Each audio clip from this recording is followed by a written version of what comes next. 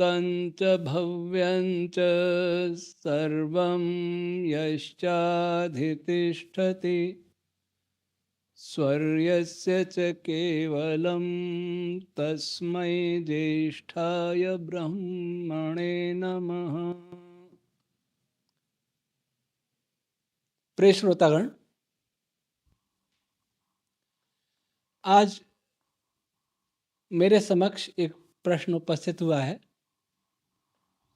प्रश्न कहें या सुझाव निवेदन कहें, प्रिय राकेश जी उपाध्याय इंदौर से। वो ये है कि वो निरुक्त पढ़ रहे हैं इस समय और कहते हैं कि व्याकरण के अनुसार तो यही अर्थ होगा जो सभी भाष्यकारों ने किया है, तब तो ये ग्रंथ पढ़ने योग्य ही नहीं है। तो कमी व्याकरण की है या निरुक्त की है या पढ़ने वालों की है? क्योंकि किसी भी शास्त्र का कोई अर्थ करता है तो व्याकरण के अनुसार ही करता है,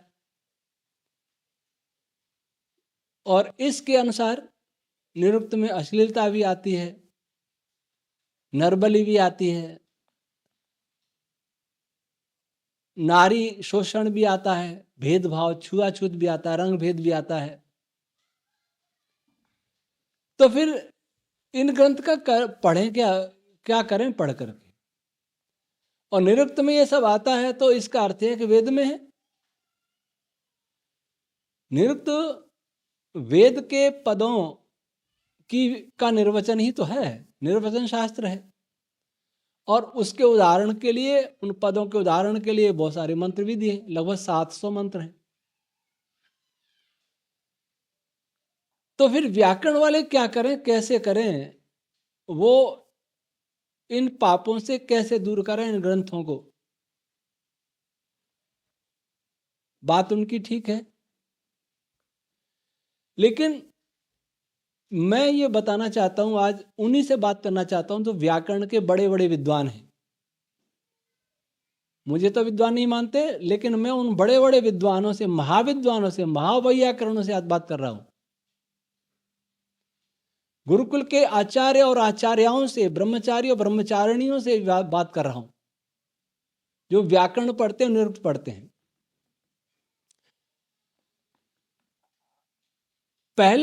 पहली बात तो है कि व्याकरण है क्या? व्याकरण की उत्पत्ति कहां से होती है? अगर वेद से व्याकरण की उत्पत्ति होती है तो इसका अर्थ हुआ कि वेद पहले है, व्याकरण बाद में। अगर लोक से व्याकरण की उत्पत्ति होती है तब भी लोक पहले, व्याकरण बाद में। और ये अष्टाध्यायी पढ़ने वाले सब जानते हैं कि शब्दानुशासनम कह करके आचार्य कौन से शब्दों का अनुशासन करते हैं? लौकिक और वैदिक दोनों का।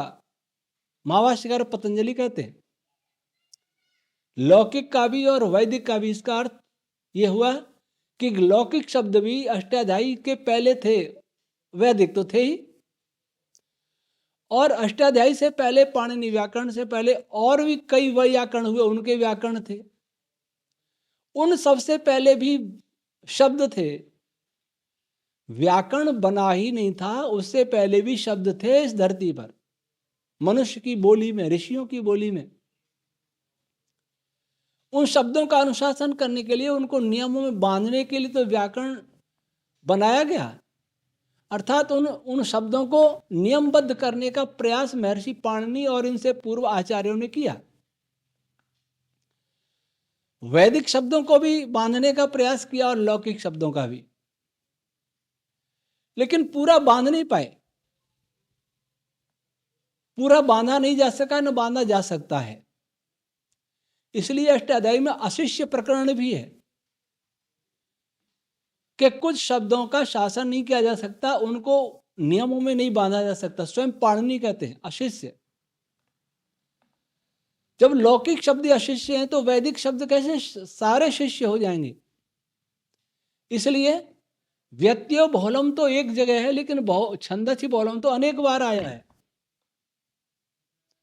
और लौकिक शब्दों में भी प्रशोदरादीन यथोपदिष्टाम ये सूत्र भी आया है। और कई जगह कहीं निपातन से हो गया, कहीं कोई गण, कोई शब्द है वो किसी गण में नहीं है, गण में नहीं अगर लिखा गया तो उसको आकृति गण बना दिया, और आकृति गण में और भी पद आ जाएंगे, तो उनके लिए भी वो व्याकरण काम करेगा।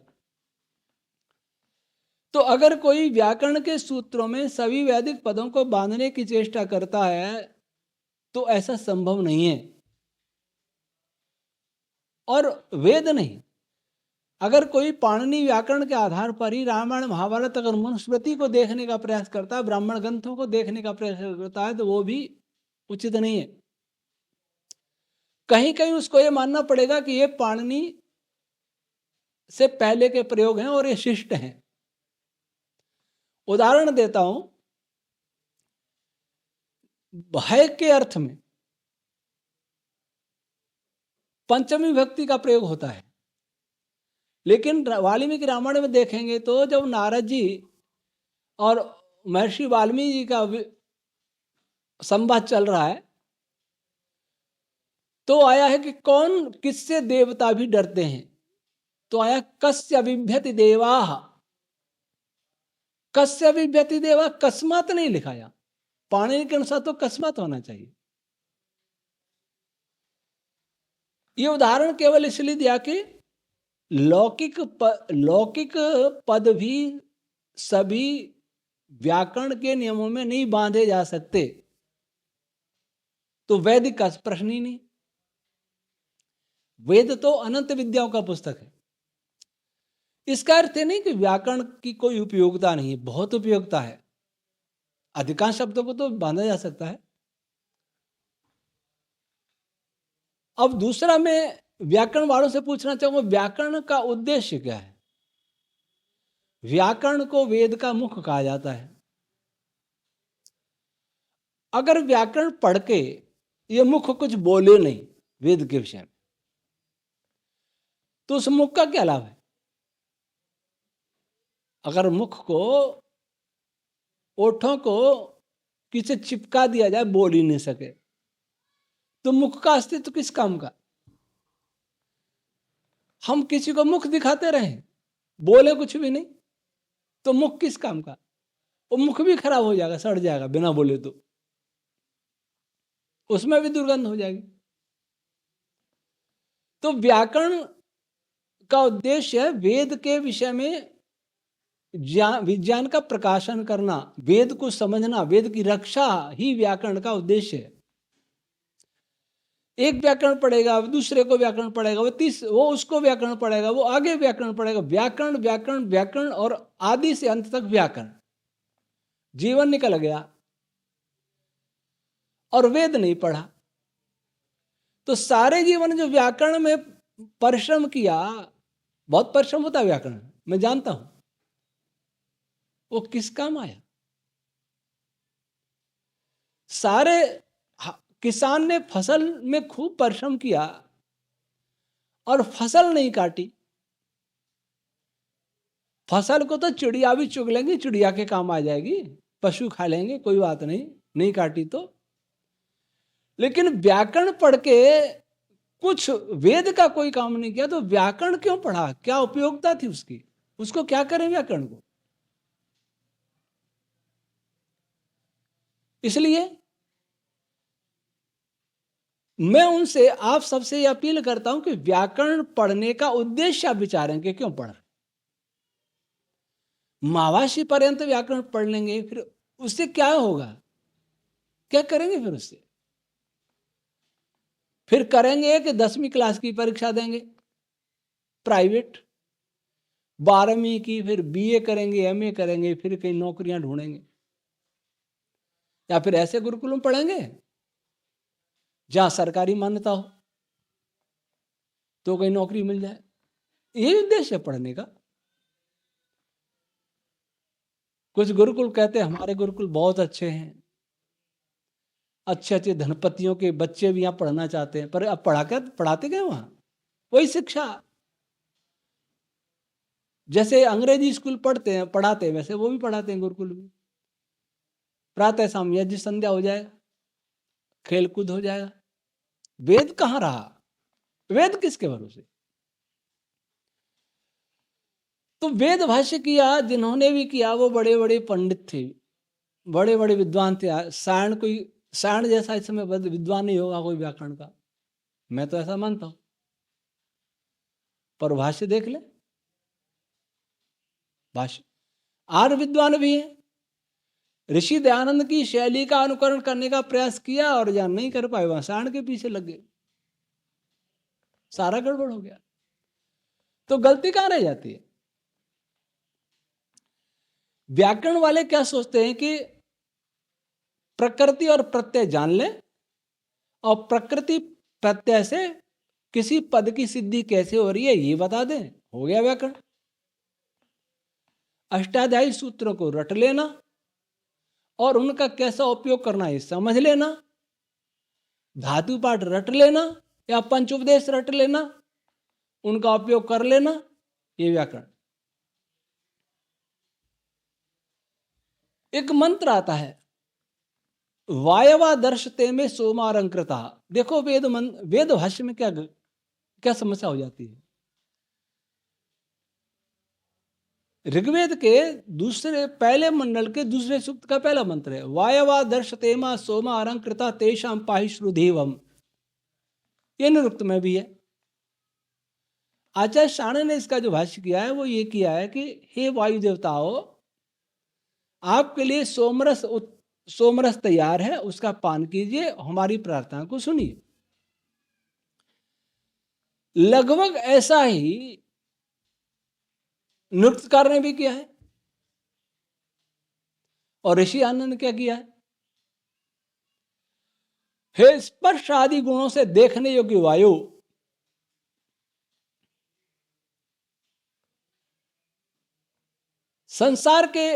आपने संसार के सब पदार्थों को शोभायमान किया है, सजा रखा है, आप ही उनके रक्षा के हेतु हैं, ऐसा उनका अर्थ है। अब ये अर्थ सामान्य रूप से देखें तो महर्षि यास्क का, और आप पढ़ सकते हैं निरुक्त में, और सायण का एक जैसा लग रहा है। महर्षि यास्क ने तो इस मंत्र को सरल समझ के सामान्य कर दिया और दूसरे लोगों ने उसका अंग्रेजी ट्रांसलेशन कर दिया। निरुक्त के जितने भी भाष्यकार हैं उन्होंने ऐसा ही किया अर्थ जो सायण ने किया, और निरुक्तकार ने जो लिखा उसका वस्तुतः जहां सरल अर्थ होते हैं वहां निरुक्तकार ने अर्थ किया ही नहीं, बहुत सामान्य सा कर दिया, अपने आप जाने, अपने आप पाठक जान लेंगे, ऐसा करके छोड़ दिया। मेरे सामने यह प्रश्न आया कि किसी विद्वान ने पूछा था, संस्कृत वाले ने, कई वर्ष हो गए अजमेर में ऋषि उद्यान में, क्या ऋषि दयानंद ने कोई अर्थ ऐसा भी किया जो महर्षि यास्क से अलग हो? उस समय ये मंत्र यात्रा में बिल्कुल अलग है, किया है। तो यह प्रश्न उठेगा कि यास्क गलत है या ऋषि दयानंद गलत है? यास्क सायण एक धारा में चल रहे। जब मैं निरुक्त भाष्य किया तब मेरी समझ में आया। मैंने इस मंत्र की व्याख्या में सन 92 में एक लेख लिखा था, सार्वजनिक पत्र निकलता था सार्वजनिक आर्य प्रतिनिधि सभा का, ब्रह्मांड का मूल वायु, ये मैंने लेख लिखा उस समय, और अजमेर विश्वविद्यालय में वेद गोष्ठी में पत्रवाचन भी इस पर किया था। बड़ा लेख था, तब मैं कुछ भी नहीं पढ़ा था। अर्थात विधिवत मैंने दूसरों के भाष्यों के आधार पर किया था, ऋषि दयानंद के भाष्य के आधार पर किया। अब यहां देखना योग्य बात है कि व्याकरण क्या करता है, वायु की व्युत्पत्ति करेगा तो वा गतौ धातु, और उसमें क्या प्रत्यार है, कैसे बन रहा है, ये बात है। अब वा गतौ वा गति गंधन ये है वास्तव में धातु। हमने क्या लिया कि वा गतौ, गति करने के अर्थ में वा धातु, हवा गति करती है तो हवा अर्थ कर दिया उसका, ये वायु जिसको हवा कहते एयर। ये नहीं सोचा ऋषि दयानंद का अर्थ जानने वाले या सायण का ऋषि दयानंद का अर्थ जानने वालों ने ये नहीं सोचा कि इस वायु ने संसार के सब पदार्थों को, मूर्तिमान पदार्थों को, ये शब्द है ऋषि के, शोभायमान कैसे किया। इस वायु के कारण प्राणी जीवित हैं, ये बात सही है। वनस्पतियां भी इस वायु के कारण, ये भी बात सही है। लेकिन ये पृथ्वी तो इसके कारण नहीं है। अगर ये हवा नहीं होती तब भी पृथ्वी तो रह सकती है। सूर्य, चंद्र, तारे, गैलेक्सी, पार्टिकल्स, वेव्स, ये तो इस हवा के कारण नहीं है। सारे मूर्तिमान पदार्थ में तो सारा ब्रह्मांड आ जाता है। उसको इस हवा ने कैसे शोभायमान किया और वो कैसे इसकी रक्षा कर रहा है। और उससे हम कहने योग्य व्यवहार को कहते, सुनने योग्य व्यवहार को सुनते, ये भी है ऋषि आनंद के भाषण में। तो कहने हवा नहीं तो सुनाई नहीं देगा, तो भी सुनाई देगा। मैं मेज बजा रहा हूं, मेज पे कान रखो, हवा नहीं होगी तो ही सुनाई देगा। हाँ, माध्यम चाहिए। हवा है तो हवा चाहिए, ठोस है तो ठोस चाहिए, द्रव है तो द्रव चाहिए। इसके लिए कोई माध्यम चाहिए बैखरी वाणी के लिए। तो हवा नहीं तो पानी हो तो भी चलेगा, ठोस है तो भी चलेगा, पानी नहीं तो कोई लिक्विड दूसरा हो तो वो भी चलेगा। तो हवा ने कैसे शोभायमान किया, कैसे सुनने योग कहने योग्य व्यवहार को, कैसे ये कह रहा है कि आपके सुनने योग व्यवहार को सुनते और कहने योग्य व्यवहार को कहते हैं। और सबने कैसे धारण किया है सब, और कैसे हवा सबकी रक्षा कर रहा है। मूर्तिमान पदार्थ में हम वनस्पति और प्राणी थोड़ी है, सब कुछ है। सारी पृथ्वी भी तो मूर्तिमान पदार्थ है। पहाड़ है, नदी है, घाटियां हैं, चांद है, चांद का ग्रह है, उपग्रह है, तारे हैं, गैलेक्सियां हैं। ये नहीं सोचा हमने। और गति करती हवा तो हवा अर्थ कर दिया। एक कहानी सुनी थी, चत्वारो मूर्ख पंडिता, थोड़ा उसका सुना देता हूं कि 4 ब्रह्मचारी काशी में विद्या पढ़ लिए और सारे शास्त्र उपस्थित हो गए। समावर्तन संस्कार के बाद वहां से चले। रास्ते में वो रास्ता 2 भागों में बट गया। अब किधर जाएं? तो शास्त्र खोल के देखो, शास्त्रों ने पता था, महाजनो ये न गता स पंथा। अर्थ कर लिया, महाजन जिस मार्ग पर जाते हैं वही मार्ग है। अब महाजन, वहां महाजन वैश्यों की एक शव यात्रा निकल जा रही थी एक मार्ग पे, उसी के पीछे उनसे पूछा कौन हो गया, महाजन है क्या, चलो यही रास्ता ठीक है। पहुंच गए शमशान। शमशान में एक गधा खड़ा दिखाई दिया। अब कि ये कौन है, शास्त्र को लेके देखो तो शास्त्र में कहीं लिखा था कि शमशान में दुख में जो साथ देता वो सच्चा मित्र है, उसको पकड़ लिया कि हमारा मित्र है। इतने में ऊंट भागता दिखाई दिया कि ये कौन है, शास्त्र खोलो, पढ़ा धर्म से त्वरता गति, धर्म की गति बड़ी तीव्र होती है। ऊंट को पकड़, अब ये निश्चय धर्म है। फिर शास्त्र खोला कि मित्र को भी धर्म से जोड़ दो। ऊंट को पकड़ के गधे को उसकी गर्दन से बांध दिया। ये हुआ अनुवाद। गलत तो नहीं किया, ऐसा ही अर्थ कर देते। वागतो वायु वाति गच्छति जानाति में परमेश्वर लेंगे। वाति गच्छति तो हवा, और हवा ने सब शोभायमान कर दिया। हवा पियो सोमरस को। ऋषि आनंद ने सोमरस पीने के नहीं लिखा, शोभायमान किया है। इधर निरुक्तकार ने पीने अर्थ में किया है, सायण ने।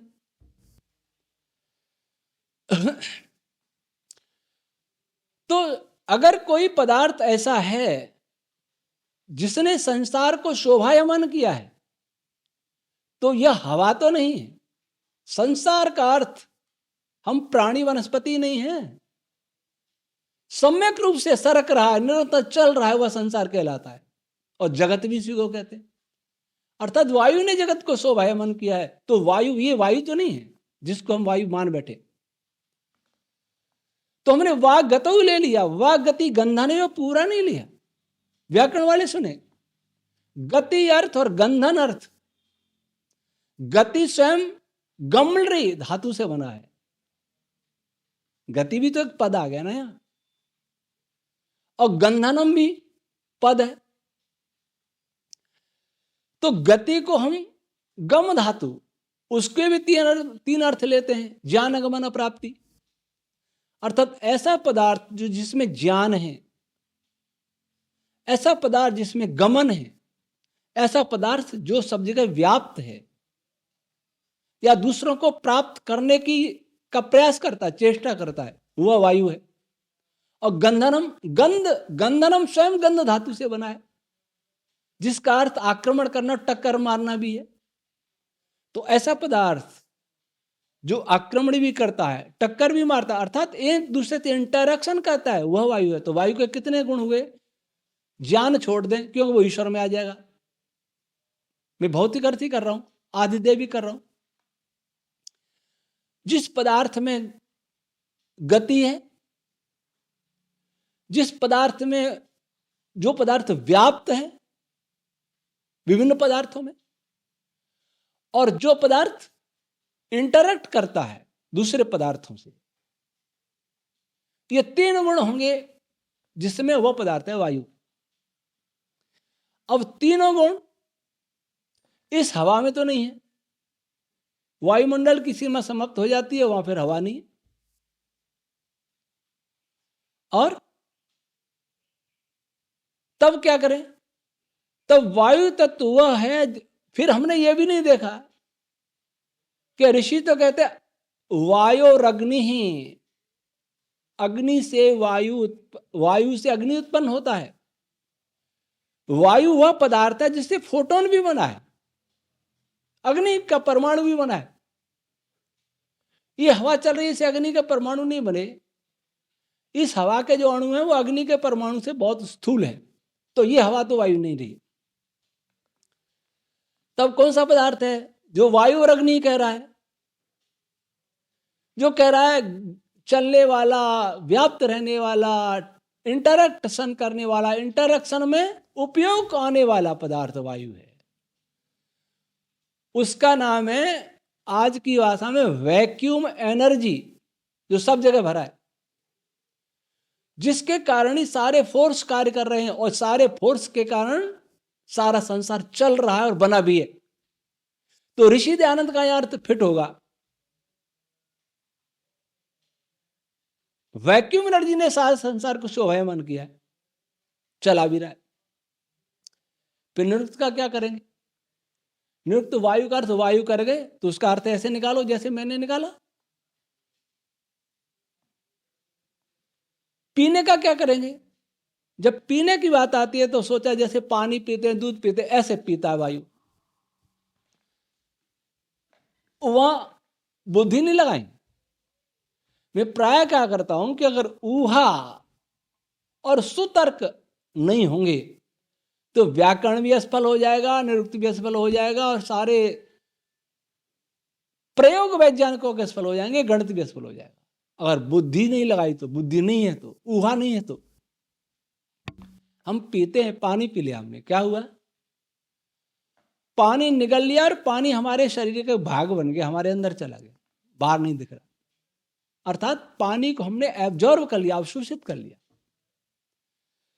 तो यह वायु अवशोषित करता है, अवशोषित करता है किसको? हर पदार्थ को। कैसे अवशोषित करता है? जब एक पदार्थ अवशोषित होता है तो वायु के कारण होता है।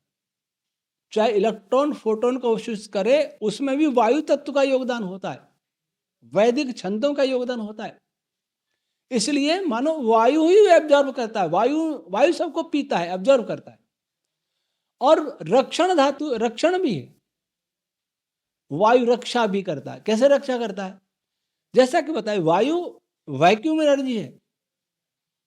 निरुक्त कहता है कि जो भी बल है वो वायु का है, इंद्र का है, और बल ही सृष्टि की रक्षा कर रहा है।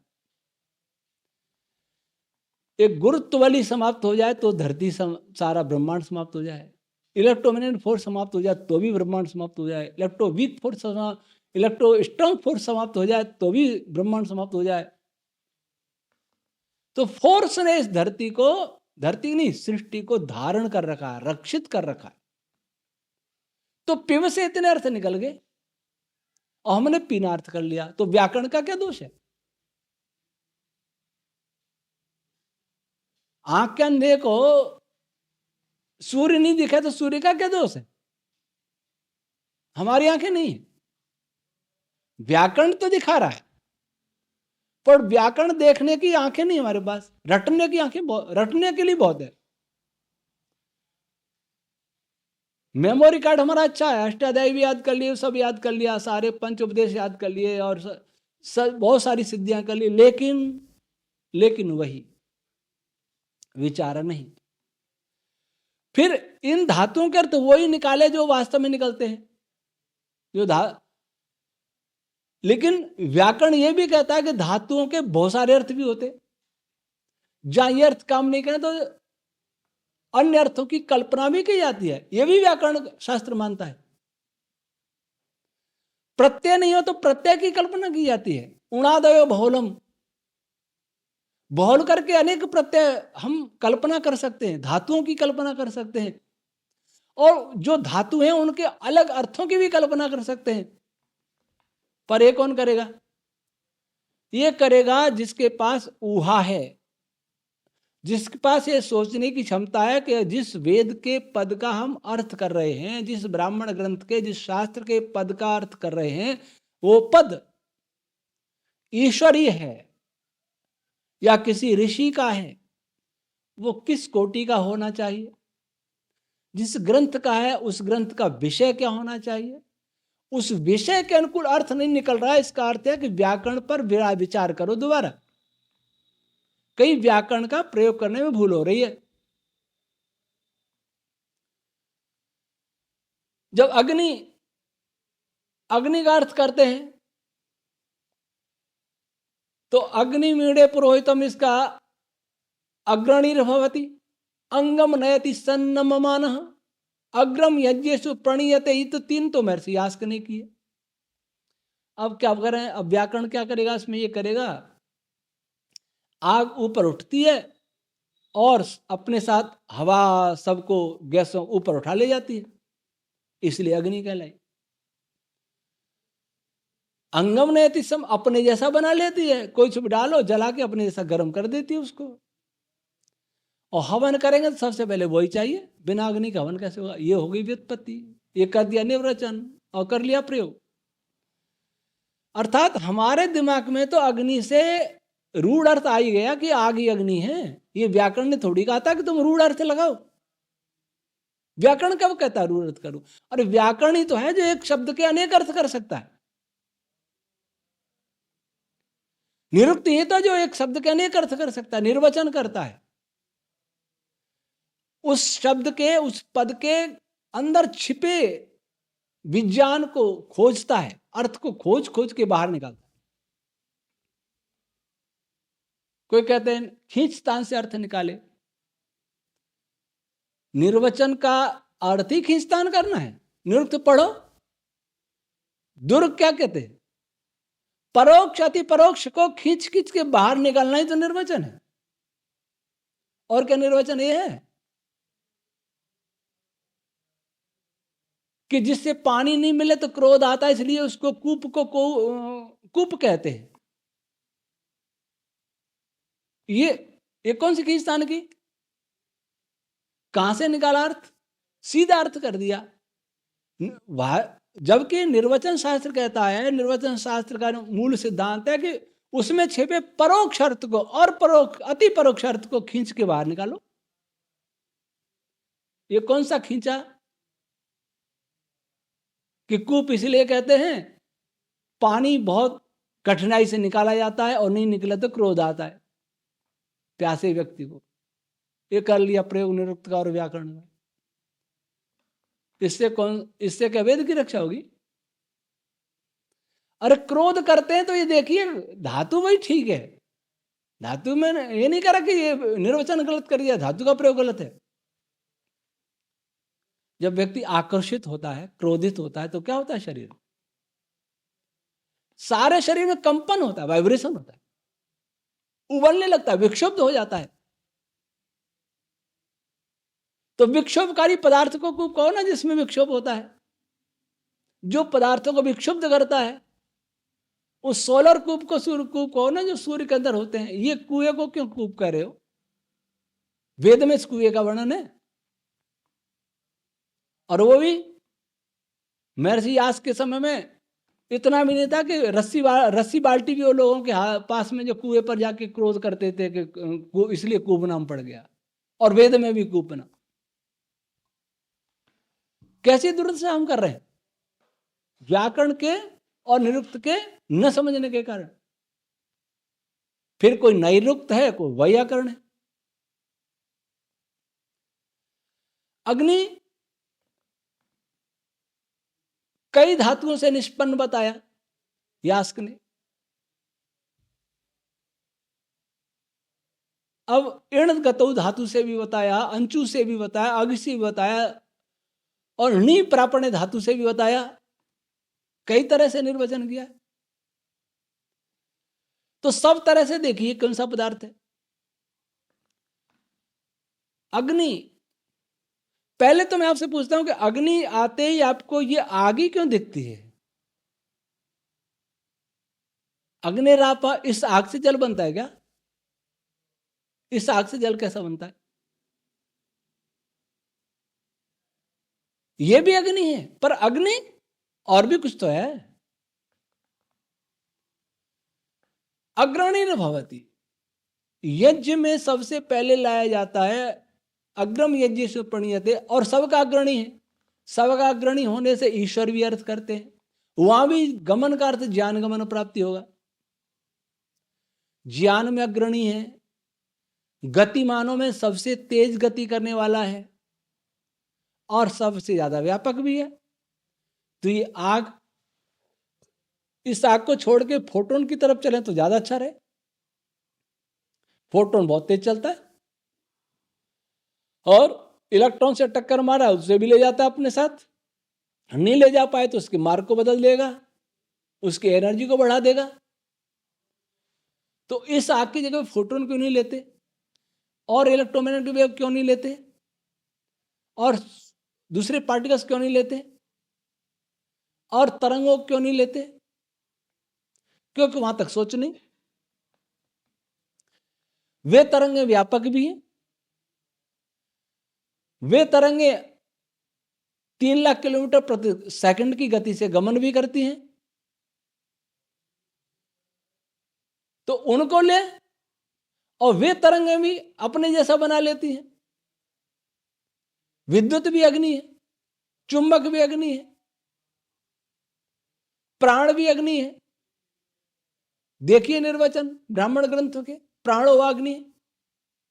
तो प्राण को क्यों नहीं ले सकते यहां?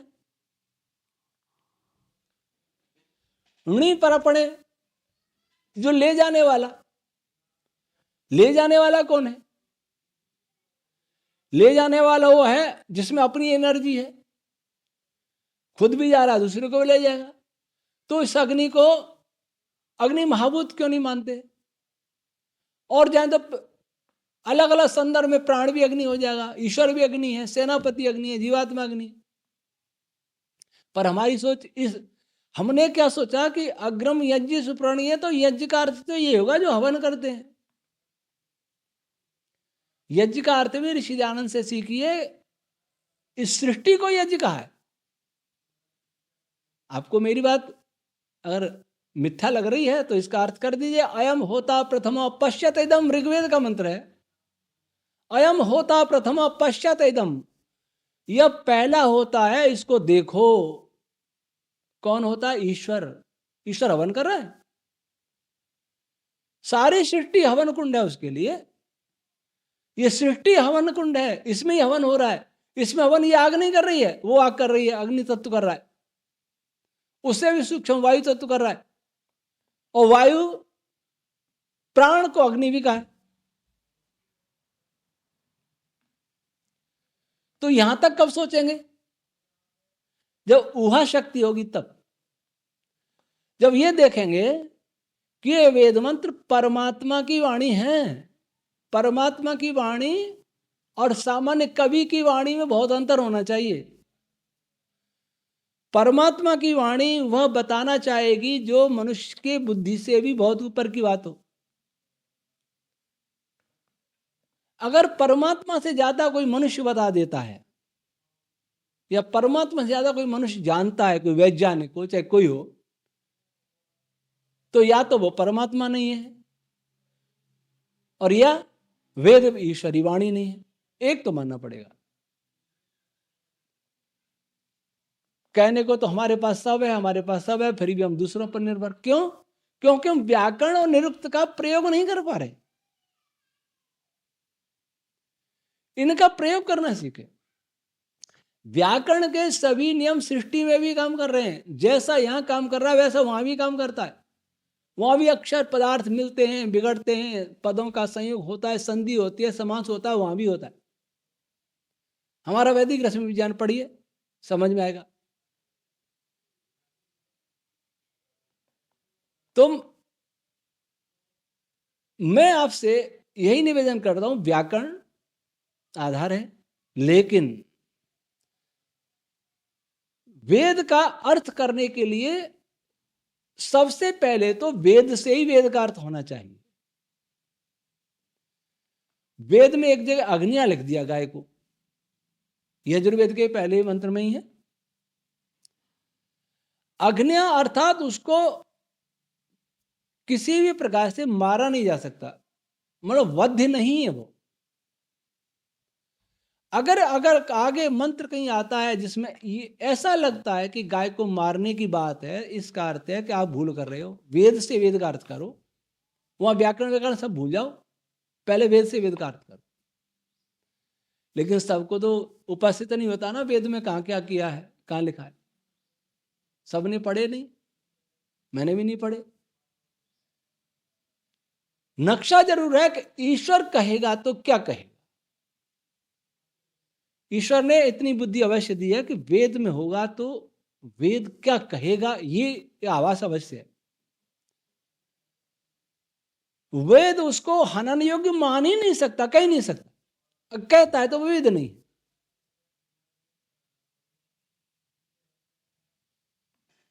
तो पहले तो वेद से वेद का अर्थ करे। हिंसा निषेध करने का मंत्र है, फिर हिंसा कहां से आ जाएगी उसमें? ब्रह्मचर्य के पोषण करने का मंत्र है, तो ब्रह्मचर्य विरोधी मंत्र कहां से आ जाएंगे उसमें? उसको बता देंगे गृहस्थ का विषय कि डॉक्टर से पूछिए ना,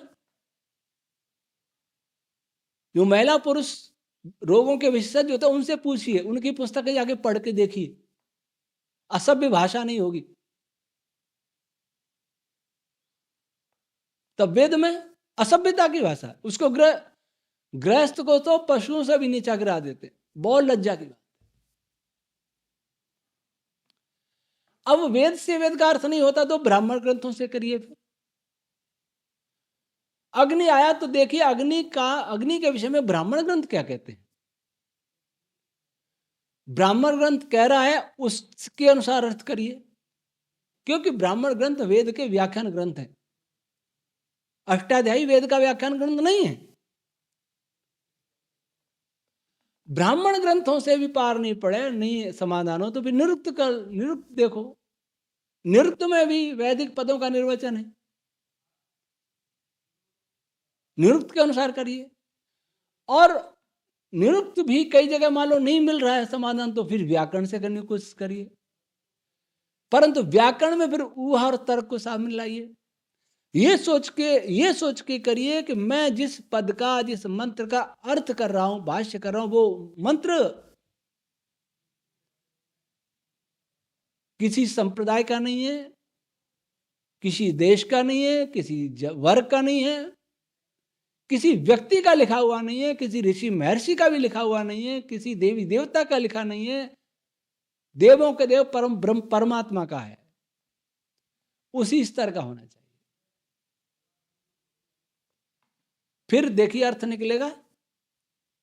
ऐसा करने के लिए, ऐसा जब आपके सामने ऐसी कसौटी होगी तो आप क्या करेंगे, फिर उस धातु से क्या क्या अर्थ निकल सकते हैं वो सब देखेंगे।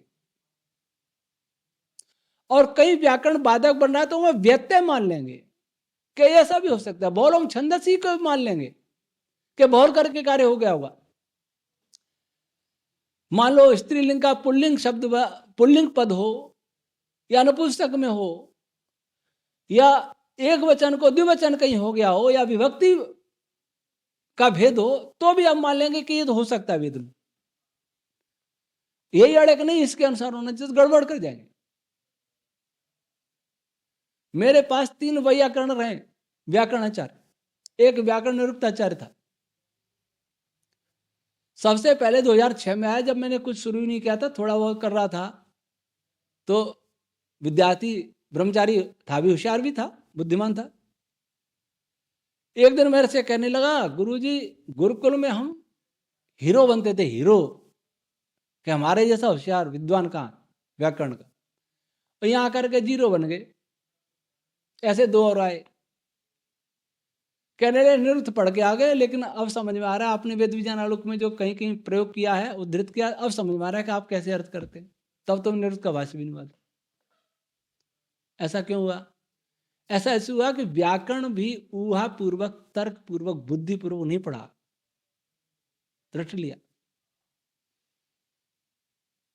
इसलिए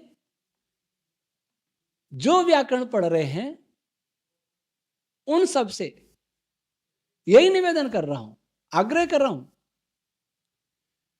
कि व्याकरण पढ़ते समय ये अवश्य सोचें इस व्याकरण का आप कहां प्रयोग करेंगे। व्याकरण पढ़ते ही अहंकार में चूर हो जाते। एक विद्यार्थी ब्रह्मचारी पढ़ता था, काश का पढ़ के आया था। मैं मथुरा गया था, तो मेरे से मैं गया ही था कि मेरे से बोला आपने तो कुछ पढ़ा ही नहीं, मैं तो काश का पढ़ ली। मैं शब्द शास्त्र के अलावा कुछ जानते हो? कि हाँ, मैं आर्य समाज का दार्शनिक मान्यता क्या है, त्रैतवाद। मैं बताओ, सिद्ध करो, मैं उसके विरुद्ध प्रश्न करूंगा। थोड़ी देर की बैठ गए थक करके, मैं बस क्या हुआ व्याकरण का प्रयोग। अगर कोई अंग्रेजी का अच्छा विद्वान आ जाए, अंग्रेजी ग्रामर का अच्छा एक्सपर्ट हो, फिर वो अपने को साइंटिस्ट समझने लग जाए, इंजीनियर समझने लग जाए, डॉक्टर समझने लग जाए, तो उसकी मूर्खता है। ऐसे कोई व्याकरण पढ़ के सोच ले कि वो तो वेद का विद्वान हो गया, तो वो हास्यास्पद और कुछ नहीं। उसके विषय में कुछ नहीं कह सकते। लेकिन एक व्यक्ति अंग्रेजी का विद्वान नहीं है, फिर भी डॉक्टर बन सकता है, इंजीनियर बन सकता है, साइंटिस्ट बन सकता है। उल्टा तो हो सकता है, लेकिन ये अनिवार्य नहीं है कि अंग्रेजी का विद्वान अवश्य फिजिसिस्ट बन जाए। वही स्थिति यहां है। वेद विज्ञान का ग्रंथ है। विज्ञान की आंखें होंगी वही पढ़ पाएगा उसको।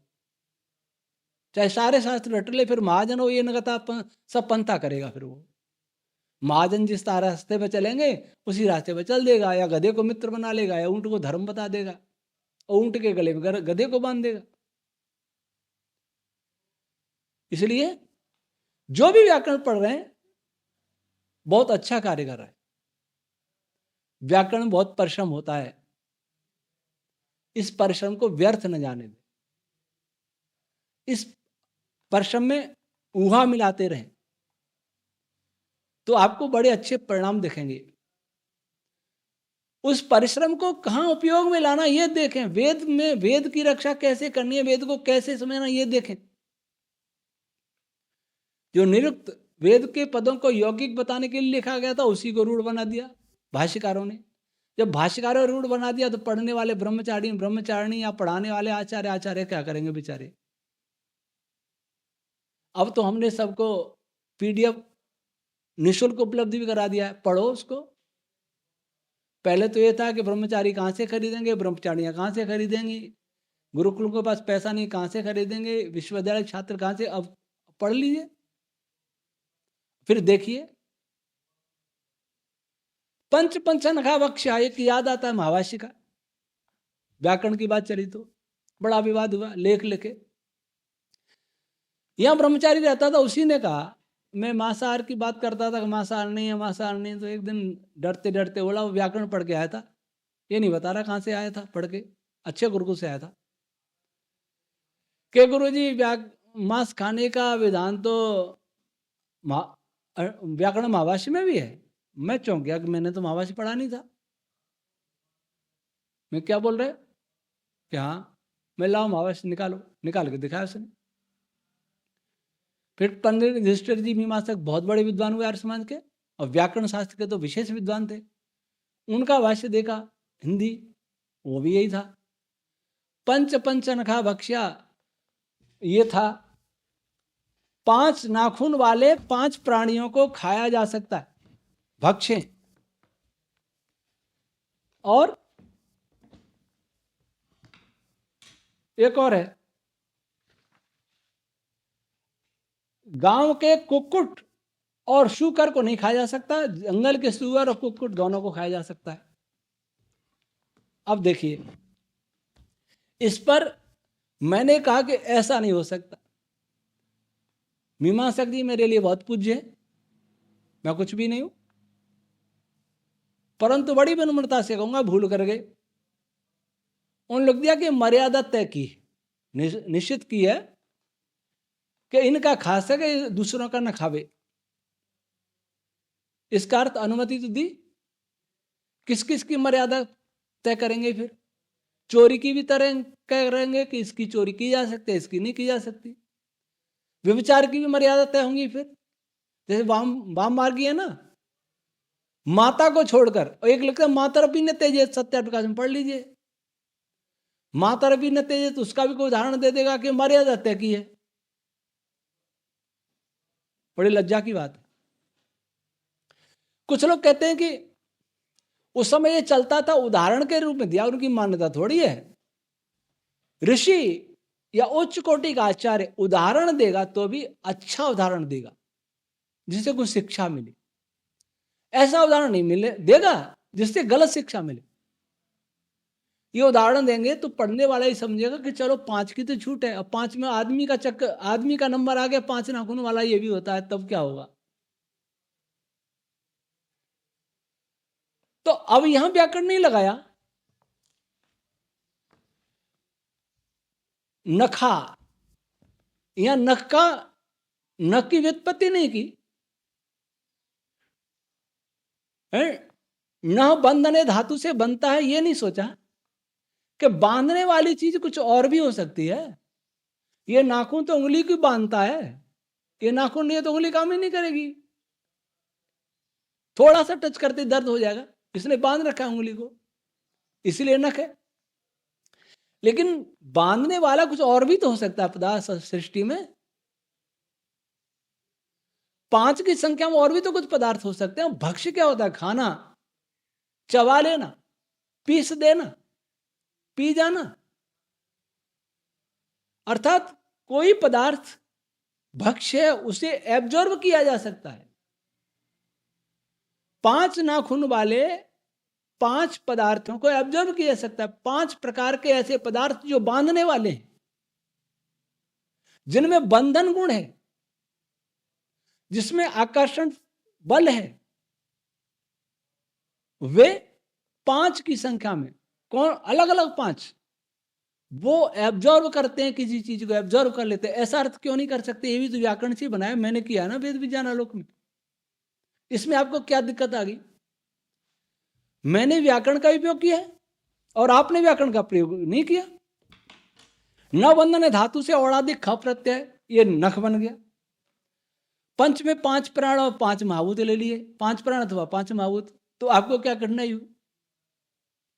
ये गलत कैसे हुआ? आप हैं व्याकरण, मैं हूं बिल्कुल व्याकरण से शून्य। मैंने व्याकरण का प्रयोग किया, आपने नहीं किया, आपने रूढ़ अर्थ ले लिया। अब ये तो पूरा तो इसमें पढ़ लेना। अब कुक्कुट, ग्राम, आपने ग्राम में कहा करते हैं, गांव में रहने वाला कुक्कुट, मुर्गा। गांव की कुछ और भी देख लेते हैं, गांव किसको कहते हैं? 33 संहिता के छंदांसी व खलु वही ग्राम। ये छंदों का समूह भी ग्राम कहलाता है।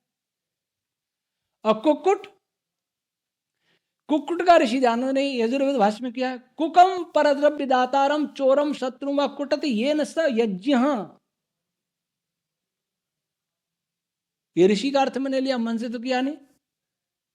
शुकर सुक्षिप्र नाम शीघ्रकारी पदार्थ हो, शुकर हो जाएगा। आरण्य रण नहीं होता, जिसमें संघात नहीं होता, जिसमें इंटरेक्शन कम से कम हो रहा है वो अरण्य है, और उसमें रहने वाला आरण्य। ये मैंने अर्थ किया, पूरा तो अब इसमें पढ़ लेना। तो मैंने तो व्याकरण का भी प्रयोग किया, तैतरी संहिता का भी उपयोग किया, और आपने नहीं किया। आपने कुक्कुट का लोक में सुना था, मुर्गा बना दिया, लोक में शू का अर्थ सुअर सुना था, सुअर मान लिया, नक का अर्थ नाखून सुना था, नाखून मान लिया। तो व्याकरण का मैंने प्रयोग किया कि आपने किया? ऋषियों के ऊपर ऐसा कलंक नहीं होना चाहिए। कोई कहेगा कि ये तो और भी, मुझे भी याद है, शायद रामायण में भी है 5 नाखून वाले 5। और कोई ये भी कहेगा कि ये महावाष्य, उसको मेरी बात काटने में बड़ा आनंद आएगा। भले ही नाखून खाने वाले, भले ही 5 नाखून वाले खाने की अनुमति मिले तो मिले, मांसाहार का आरोप लगे तो लगे, कोई बात नहीं, पर मुझे मेरा खंडन जरूर करना चाहिए। व्याकरण नहीं पढ़ा, आपने पढ़ा, आपने क्या किया? ये किया, मांसाहार की अनुमति दे रहे उदाहरण के रूप में से, और अच्छा उदाहरण नहीं हो सकता था क्या? मैं भी ले दूंगा। एक उदाहरण होता है, अपने आदमी की योग्यता को हम नहीं जानते, दूसरे की जानते हैं। उसका 2 उदाहरण देते हैं लोग, घर की मुर्गी दाल बराबर, और एक गांव का जोगी जोगना, दूसरे गांव का सिद्ध। दोनों उदाहरण है, दोनों में आपको कौन सा अच्छा लगता है? घर की मुर्गी दाल बराबर, इस उदाहरण को देते समय आपने सोचा कि इस उदाहरण देने वाले की नीयत क्या है, मानसिकता क्या है? मानसिकता यह है कि वो दाल से मुर्गी खाना अच्छा मान रहा है, इसलिए तुलना कर रहा है, घर की मुर्गी दाल बराबर। इसलिए यह उदाहरण ठीक नहीं है। गांव का जोगी जोगना, यह उदाहरण ठीक है। एक कहेंगे एक तीर से 2 शिकार, ये शिकारियों का उदाहरण है, साधुओं का नहीं है। इसी को ऐसे कहते हैं एक पंथ 2 काज। तो हमारा आचार्य, हमारा ऋषि एक पथ 2 काज का उदाहरण दे सकता है। गांव का जोगी जोगना इसको दे सकता है, घर की मुर्गी दाल बराबर नहीं देगा, और एक तीर से 2 शिकार ये भी नहीं कहेगा। तब अब पंचनखा बक्षा से कैसे ऐसे उदाहरण ले लिया? हाँ, आपका यह सोचना हो सकता है कि मैंने ये अर्थ किया, तैतरी संहिता भी ले ली, ये वेद थोड़ी है, व्याकरण तो है। ऋणाबंधन ने तो व्याकरण, नक्कार तो व्याकरण से किया है। कुक्कुट का अर्थ ने ले लिया, आप सोचेंगे तो वेद का अर्थ है। मतलब ये कुतर्क बुद्धि ये नहीं कहेगी कि हिंसा का उदाहरण हो ही नहीं सकता ऋषि के द्वारा दिया गया। तो इसका भी सुन लीजिए। शतपथ ब्राह्मण में है, अहिल्या जार कहा इंद्र को। उस कंडिका में पूरी कहानी है ही नहीं, और पूरी कहानी गढ़ के पहुंच गई वाल्मीकि रामायण में, पूरा अहिल्या प्रकरण जोड़ दिया, और कुछ पुराणों में भी होगी। ऋषि दयानंद ने इसको ऋग्वेद भाष्य में उद्धृत किया। शतपथ ब्राह्मण वेद तो है नहीं, पर यौगिक अर्थ निकाले, अहिल्याजार का अर्थ किया। अहन जिसमें लीन हो जाता है रात्रि, उसको जीर्ण करने वाला सूर्य बता दिया। क्यों बताया? ये वेद थोड़ी था। ब्राह्मण ग्रंथों का भी निर्वचन करने लग गए, उसका भी यौगिक अर्थ बताने लग गए। तब आप कहेंगे वो ब्राह्मण ग्रंथ है, व्याकरण नहीं, व्याकरण का ग्रंथ नहीं। तो सुन लीजिए, ये उदाहरण दिया है महर्षि पतंजलि ने, कहीं से तो लिया होगा। मैं स्पष्ट कह सकता हूं, यह उदाहरण किसी लुप्त ब्राह्मण ग्रंथ का है जो उदाहरण दिया है। इस उदाहरण को, इस भाषा को किसी ब्राह्मण ग्रंथ की भाषा समझिए, किसी लुप्त अज्ञात ब्राह्मण ग्रंथ का वचन है, और उसका अर्थ इसी प्रकार करिए जैसे वह ब्राह्मण ग्रंथ का अर्थ किया जाता है, जो मैंने किया है। तो यह कलंक मिट जाएगा। परंतु आपको परिश्रम नहीं करना, सीधा अर्थ निकाल के परोस देना है, चाहे उससे बुराई आवे चाहे भलाई आवे। कहीं स्त्री बेचने का आ जाए, सुने सेब का आ जाए, कुछ भी आ जाए, आप तो सीधा परोसिए। ऐसा मत करिए, ये बड़ा अपराध है, अज्ञानता है। ध्यान है, एक गलती से भारत में एक बहुत बड़ा कानून, पापी कानून बन गया है एक गलत बात से। वो क्या? ब्रह्म वैवर्त में राधा को श्री कृष्ण जी की प्रेमिका बता दिया। तो सर्वोच्च न्यायालय ने यही उदाहरण दिया था कि राधा भी कृष्ण जी के साथ बिना विवाह के रहती थी, इसलिए कोई युवक कोई युवती किसी के साथ बिना विवाह के रह सकता है, लिव इन रिलेशन। कोई भागवत वाला नहीं बोला। कल कोर्ट में ये भी उदाहरण बन के जा सकते हैं कि आपके महावाष्य में लिखा है ना मांस खाने का, आपके निरुक्त में लिखा है नरबली का, ऐतरे ब्राह्मण में लिखा है, और क्या क्या लिखा वो सब बताने की थोड़ी है, कई बार बता चुका हूं। जब एक कोर्ट में जाएगा तो कैसे कैसे कानून आप बनवाएंगे। जैसे पौराणिक मौन बैठे गए कथावाचक सारे, भागवत वाले, ब्रह्मवृत वाले, वैसे आप भी मौन बैठे रहेंगे। और मैं तो इतना चिल्ला रहा हूं कब से ही, आप मौन ही तो बैठे। शारद सभा ने विद्वानों को पत्र लिखे तब भी मौन, मैंने लिखे तब भी मौन। इस मौन को तोड़ो, शुद्धि करो, शुद्धि शास्त्रों की, भाष्यों की शुद्धि करो, व्याकरण का उपयोग करो। अब मेरे से व्याकरण ज्यादा जानते और अच्छा काम कर सकते हैं, करिए। और नहीं सूझा तो मैं सहयोग करूंगा। व्याकरण आप लगाना, वह मैं लगाऊंगा। आज तक कोई आया नहीं मेरे पास व्याकरण क्या, कोई व्याकरण मेरे पास नहीं आया, कोई दर्शनाचार्य नहीं आया, कोई नैरुक्त नहीं आया कि हम आपका सहयोग करेंगे। बहुत अच्छा काम होता है, जल्दी होता है, अकेला लगाऊं। अभी गोपद का भाष्य कर रहा हूं, क्षेमकर्ण त्रिवेदी ने भाष्य किया है, अथर्ववेद के भाष्यकार थे, बड़े विद्वान थे। डॉक्टर प्रज्ञा देवी जी और आचार्य मेधा देवी जी पाणिनि कन्या महाविद्या वाराणसी की आचार्य रही, बहुत प्रसिद्ध विदुषी रही हैं, जिनका व्याकरण मैंने भी पढ़ा है, प्रथमा वित्ती तीसरा भाग उन्हीं ने लिखा है। लेकिन क्या लिख रहे? ब्रह्म ने तप किया, श्रम किया, खूब श्रम किया, सम्यक रूप से श्रम किया, उसके ललाट पर पसीना आ गया, पसीने को देख के ब्रह्म प्रसन्न हुआ और पसीने से कहा कि मैं ऐश्वर्यवान हूं। फिर और तप किया, रोम रोम से पसीने की धाराएं फूट पड़ी, उन्हें देख के प्रसन्न हुआ। स्वेद की व्युत्पत्ति स्वयं को पत ब्राह्मण ने दे दिया, उसका उपयोग नहीं कर पाए। स्वेद का तो पसीना ही रहा, पसीना दिमाग में बैठा लिया, और कुछ अर्थ होता है ऐसा सोचा भी नहीं, जबकि गोपद ब्राह्मण स्वयं उसका निर्वचन करा स्वेद का। अब मैं भाष्य कर रहा हूं, मुझे पता है कि मुझे सर कितना कीचड़ साफ करना पड़ रहा है। ऐतरे में से कीचड़ साफ किया, निरुक्त में से कीचड़ साफ किया, वेद भाष्यों में से कीचड़ साफ किया, और कर रहा हूं। आपको क्या है, एक वाक्य बोलने में बोल के समाप्त हो जाते हैं। व्याकरण नहीं पढ़ा, मैंने नहीं पढ़ा, आप करिए, ये किया ना पढ़े लिखों ने। इसलिए शास्त्रों को बचाना हम सबका उत्तरदायित्व है। ये शास्त्र हमारे प्राण हैं, हमारे ऋषियों के प्राण हैं। वेद तो ईश्वर के हैं, समस्त मानवता के हैं, समस्त, हम तो ब्रह्मांड का कहते हैं। आपने संस्कृत को सबसे अच्छी भाषा का, देव भाषा का, अरे मैं तो ब्रह्मांड की भाषा कह रहा हूं, तो आपकी संस्कृत की गरिमा को और ज्यादा बढ़ा रहा हूं कि नहीं बढ़ा रहा हूं, घटा रहा हूं कि बढ़ा रहा हूं? जब मैं कहता हूं संस्कृत ब्रह्मांड की भाषा है, वेद ब्रह्मांड का ग्रंथ है, तो गरिमा बढ़ेगी कि घटेगी?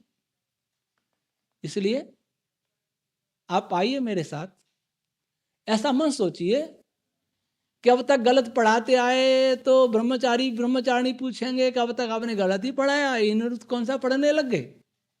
एक ऐसे आदमी का जिसने किसी से व्याकरण ही नहीं पढ़ा, गुरु मुख से निरुक्त नहीं पढ़ा, अरे किससे पढ़ा न पढ़ा, मेरे निरुक्त को पढ़ के तो देखो, आपकी बुद्धि खुल जाएगी। वेदों का गौरव आपको मालूम पड़ेगा, क्या गौरव था वेदों का ऋषियों। मेरा अकेले का दायित्व थोड़ी है, सारे जीवन संघर्ष किया, 2 ग्रंथ निकले और फिर और आएंगे। आप भी मेरे साथ आइए, बहुत अच्छा लगेगा। नहीं आएंगे तो भी ये हमारी तो जय मां वेद भारती की रेलगाड़ी चल पड़ी है। सवारी जो बैठना बैठे, नहीं बैठना कोई बात नहीं। ईश्वर सबका भला करे, हम सब वेदों के रक्षक बने। ओम शम।